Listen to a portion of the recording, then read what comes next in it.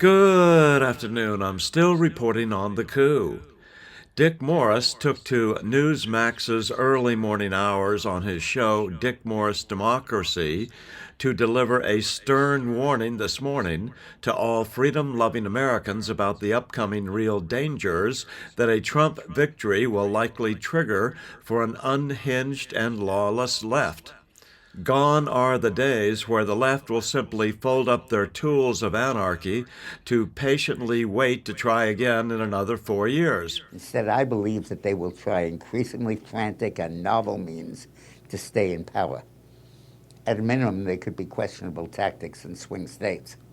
It'll be harder to do that in Georgia, Wisconsin, and North Carolina, which have passed tough voter ID laws.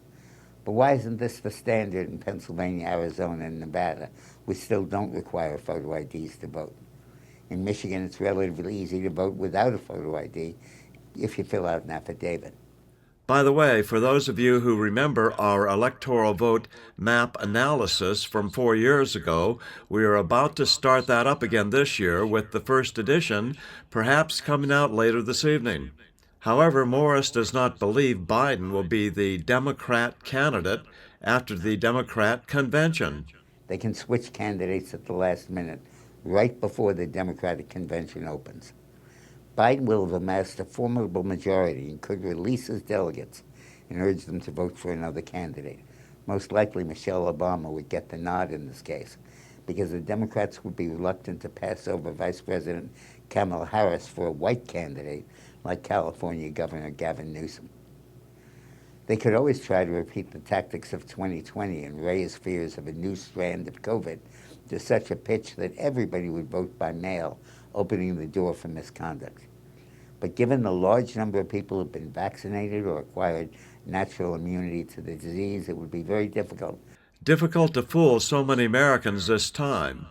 Morris then says that the Dems may still be considering outright revolutionary violence in the streets to prevent Trump from returning to the White House.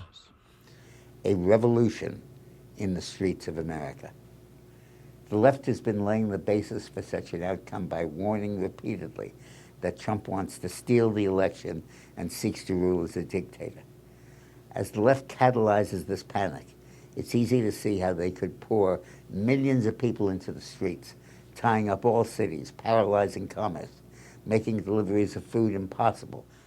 However, if deliveries of food became impossible, their revolutionary troopers would starve themselves too. Pro-democracy forces tried this tactic on the streets of Kiev in Ukraine in 2004. After a presidential election was roundly questioned, adherents of democracy flooded the streets and tied up the city for 3 months during the harsh winter. The communist government had no option but to invalidate the election and call a new one, which led to a democratic outcome. The current Mexican president, Andrés Manuel López Obrador, briefly tried the same tactic after the election of 2006. Having lost narrowly, AMLO, his initials, refused to concede and maintained that he was the real president. He conducted a swearing-in ceremony and called for massive popular resistance. He succeeded in tying up Mexico City for a few weeks, but his protests fizzled. This time, the left could issue a clarion call to tie up traffic, the streets, and national trucking and transportation in America's major cities to protest the potential Trump inauguration.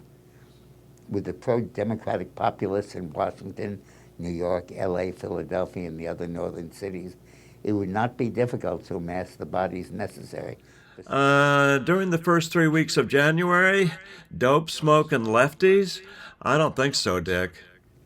In this scenario, the days between Election Day and the scheduled presidential inauguration on January 21st, 2025, become critical. Biden would still be president and would have command of the military, and the intel community and the entire deep state apparatus, desperate to keep Trump out of power, could build a narrative that American democracy is at stake and Trump's inauguration must not be permitted. The Supreme Court could intervene if procedural obstacles could be cleared away, but the swing votes on the court might take a position that such an intervention could destroy the power and prestige of the Supreme Court and fundamentally compromise our judicial branch of government. If we were talking war in the streets of the U.S., I seriously doubt that even the most leftist of the Supremes would be worrying about the reputation of the United States Supreme Court at that point, and not be worried about the viability of the entire United States, and would make whatever decisions tended to save the nation. In this doomsday scenario, the will of the people could be considered irrelevant. The presidency would be decided based on an urban guerrilla war involving mass street demonstrations and hopefully nonviolent resistance. Mere anarchy is loosed upon the world. This was an interesting analysis until the revolution part, and I just can't bring myself to believe that it's going to go that far. I'm still reporting from just outside the citadel of world freedom. Good day.